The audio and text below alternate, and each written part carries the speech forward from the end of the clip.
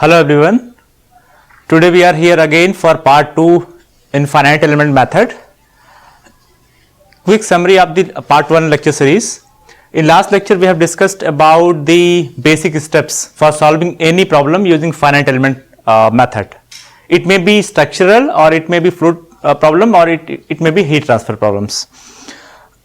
Now there are 2 or 3 basic issues which especially the UG student they regularly face, especially while assembling the global stiffness matrix or forming the global stiffness matrix, and secondary while applying the boundary condition. May it be the structural issues or may it be the thermal issues. In today's part 2 lecture, I am going to cover how to formulate the global stiffness matrix for a given problem, especially the structural problem. Before coming to that, the structure problem basically covers 3 domains: bar, beam and truss. These are some types of problems which you can come across while exploring the syllabus. In bar problem, you will be having 2 types of issues. One is bar having uniform cross section, and second is bar having reducing or increasing cross section. In beam problem, there would be 2 kinds of problem. One is where load is just acting on a node or load is only point. In second case, load is not point but it's in another type like UDL or UBL. In truss problem, you will be having simple plain truss. It means X or Y dimension. You need to specify the various parameters and solve this problem. So today, to explain the formation of global stiffness matrix, I have taken a beam problem with case 1. This is the problem. We have a cantilever, not cantilever beam, simple beam of 10 meter. It has at a center load of 2000 kilonewton, not 2000 kilonewton but 200 kilonewton. The modulus of elasticity is 20 into 10 power 6 kilonewton per meter power 4, then your I. Now to solve this problem, firstly I need to follow step number 1. In last lecture we have already covered step number 1 called discretization of your whole problem into small element and configuration of that. So here I have configured because we are using one dimensional problem for solving the beam problem, so I have modeled this beam into using simple one dimensional bar problem. So this is our simple bar.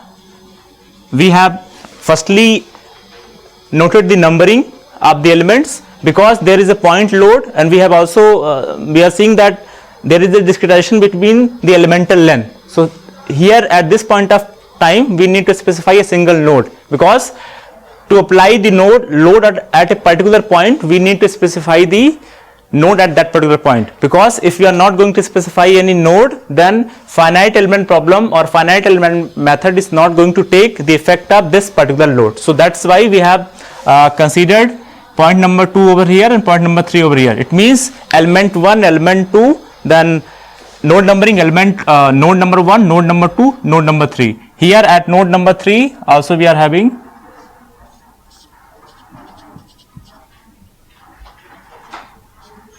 roller support. Okay, you know the K1 and K2, how to form the local stiffness matrix. There are already ready-made formulas. You need to just pick those formula. I have already written the K1 and K2 matrix. Now to assemble K1 and K2 into global sense, we need to figure it out, the numbering of local stiffness matrix K1 and K2, and then numbering of global stiffness matrix, and then how to connect K1 and K2 with global stiffness matrix. So in first step, the numbering of K1. K1 means the stiffness matrix for element number 1. Okay, as we all know that for beam problem at a particular node there are 2 degrees of freedom. One is your vertical displacement and one is rotation term. It means V and theta at each node. If I am going to take element number 1, this is element number 1, I have node 1, node 2, then V1, theta 1, then V2 and theta 2 here. In the same way, because K1 signify the element number 1, so So that is why I am numbering B1 theta 1 B2 theta 2, again B1 theta 1 B2 theta 2. In the same way for stiffness matrix 2, because it is representing element number 2, so I am going to number accordingly. For element number 2, this element number 2, I have again rotation term and vertical displacement VV. Now I am going to number. How to number for second element? Because for second element initial node is 2 and final node is 3. So here V2 theta 2, then V3 theta 3. 2 for initial node for element 2 and 3 for initial last node for element number 2. In the same way I am going to number V2 theta 2 B3 theta 3 V2 theta 2 B3 theta 3. Okay, K1 and K2 we have already formulated. Now I am going to assemble these. The basic formula for assembling is K global is equal to K1 plus K2. Now because I am using K1 and K2 matrix for Kg or K global, initially I need to specify the dimension of stiffness matrix. One property we already know, that stiffness matrix is always going to be symmetric. Okay, the local stiffness matrix size of this is 4 cross 4, then for K2 4 cross 4 again. To determine the global stiffness matrix size, there is a specific formula. K size will be equal to total number of node in a particular problem into degree of freedom per node. Here we are having how many number of node? Node 1, 2, 3. It means 3 into, because it's beam problem. In beam at every single node there are 2 degree of freedom. One is displacement, vertical displacement, and one is rotation term. Because in beam we are going to apply the transverse load. Transverse load means like perpendicular to your normal x-axis. In that case, to know the exact shape of this beam, initially this vertical term or vertical displacement is going to displace from this location to this location based on application of load. But to get the exact shape of the beam or deformed beam, we need to have information about this rotation term. That is why in beam problem every node has one displacement, vertical displacement term, and second is rotation term. So total number of node 3 into number of degree of freedom per node 2. One is displacement and one is rotation. It means 6. Our size will be 6 cross 6. If size is going to be 6 cross 6, in the same way we are going to specify the various numbers. How we are going to specify the numbers? Number are very straightforward. V1 theta 1, V2 theta 2, V3 theta 3, then again V1 theta 1, V2 theta 2, V3 theta 3. You can also see that there are 3 number of node. It means for node 1 these are 2 degree of freedom for node 1. Okay. For node 2 these are the terms. Node 3 these are the terms. Node 1, node 2 and node 3. Okay. Now how to proceed from K1, K2 to K global? Basically our objective is to fill this matrix with the help of K1 and K2. The very simplest way is to export each and every element from K1 matrix to this.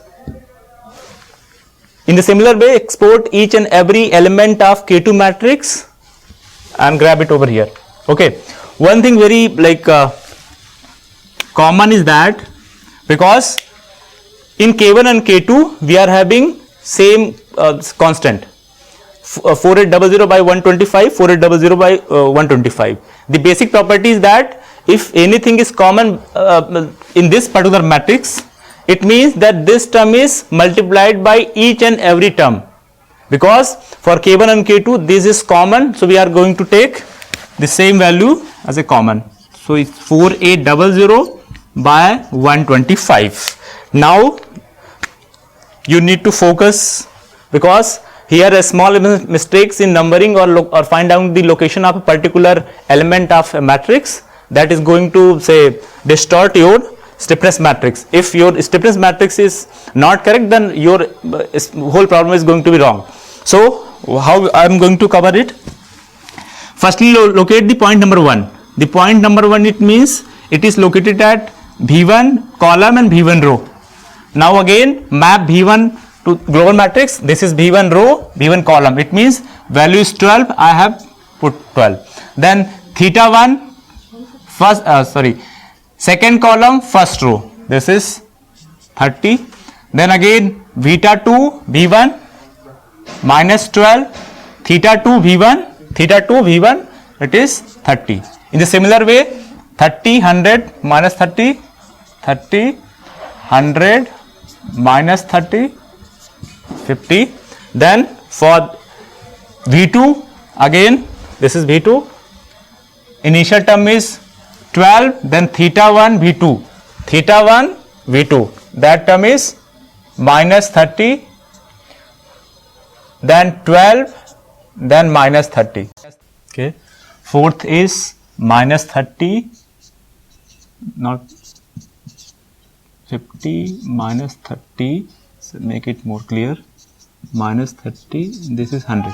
This is the contribution of stiffness matrix K1 on the global stiffness matrix. Now in similar way, stiffness matrix K2 into global stiffness matrix. So firstly locate this particular point. Location is column number V2 and row number V2. So we are having V1 theta 1 V2 theta 2. So this is row number V2 and column number V2. We are already having a value from the stiffness matrix 1. If we are having again a same value on that particular point, so we are going to either add it or subtract it based on the convention or sign we are having.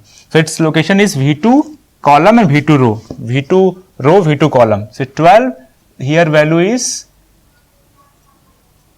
plus 12. Initial value was minus 12, not this. Okay. Now in second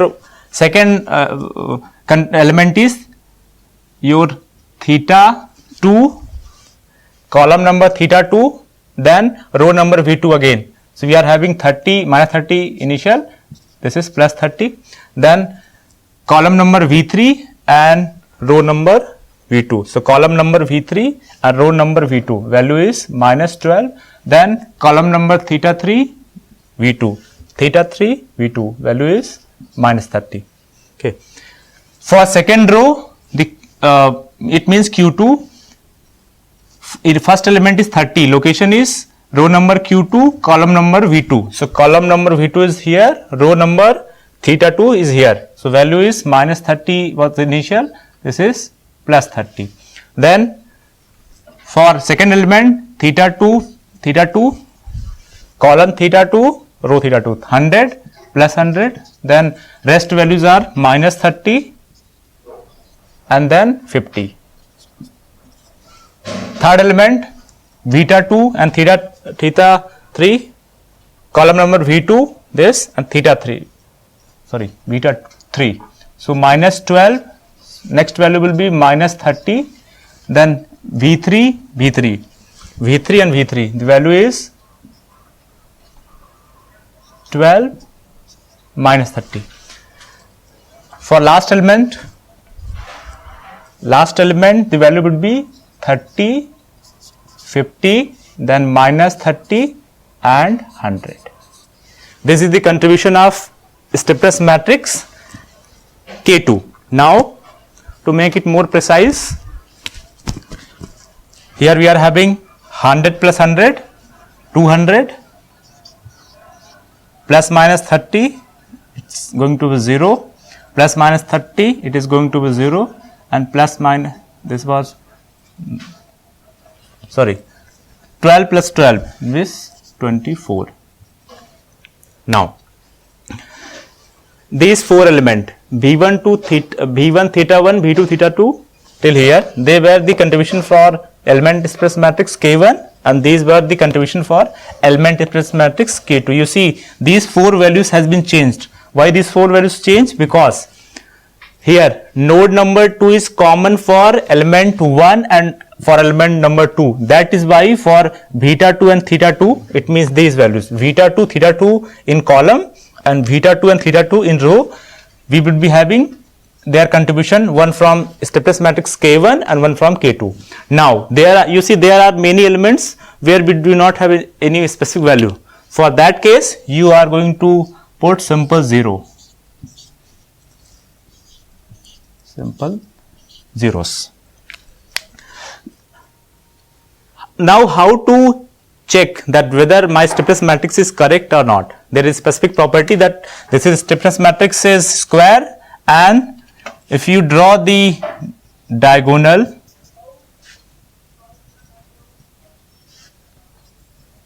then it should be symmetric about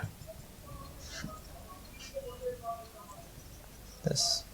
It means this is your diagonal plus here 30, 30, minus 30, minus 30, this 0 over here 0, minus 30, minus 30, minus 30, minus 30, then this is 0, 0, 30. This is very effective way to check whether you are making it right or wrong, because if your stiffness matrix is wrong, it means you are not considering a particular node value or their distribution. In that case, the whole problem in the sense the numerical solution of that particular problem is going to be changed. So after formulation of stiffness matrix, you need to specify the cross diagonal and then check whether the upper triangular matrix is exact mirror of lower triangular matrix or not. If it is correct, then that's called. This is part 2 in summary. To formulate the global stiffness matrix, you need to calculate K1, K2, then find out the space size of stiffness matrix. Formula is total number of node into degree of freedom. Node is 3, degree of freedom is 2 because every term theta V1, theta 1. Displacement or rotation, 3 into 2 is equal to 6. Our size is 6 of 6. Again V1 theta 1, V2 theta 2. In this way you are going to write. Then export each and every element from K1 and import into K2. Then do some arithmetic. The space which are unfilled, you just simply put 0 over there to check the answers, make cross diagonal, then check whether every element on the upper of that diagonal is reflected back or not. If it is reflected, it means your stiffness matrix is correct. Now in part 3, we will be covering how to apply the boundary conditions. Thank you.